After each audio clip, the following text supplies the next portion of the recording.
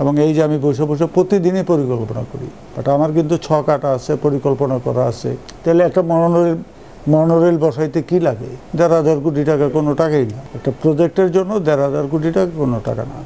এবং এই যে আমি বসে বসে প্রতিদিনই পরিকল্পনা করি, হয়তো অনেক কথা বলি, অনেক কথা বলি না, বা অতটুকু সময়ও নেই, বাট আমার কিন্তু ছক আঁটা আছে, পরিকল্পনা করা আছে। আমি সিম্পলি একটা কথা বলি, আপনারাও জানেন, আপনারাও বোঝেন, আপনারাও দেখেন। অনেক দিন যাবৎ আপনি ১ নম্বর রেলগেট থেকে একটা ট্রেন লাইন আছে, ট্রেন লাইনের উপরে দেওয়া দোকান, ট্রেন লাইনের উপরে আপনি দেখুন মাজার হয়েছে, ট্রেন লাইনের পাশে মসজিদ হয়েছে। তাহলে আপনি ট্রেন লাইনের তো রেলওয়ের, তা আপনি এটার বড় করলে তো কালীবাজার একেবারে ওই ১ নম্বর রেলগেট থেকে মেট্রো সিনেমা হল পর্যন্ত পুরো জায়গা 2 লেনের হয়ে যায়। তাহলে একটা মনোরেল বসাইতে কি লাগে? ১,৫০০ কোটি টাকা কোনো টাকাই না।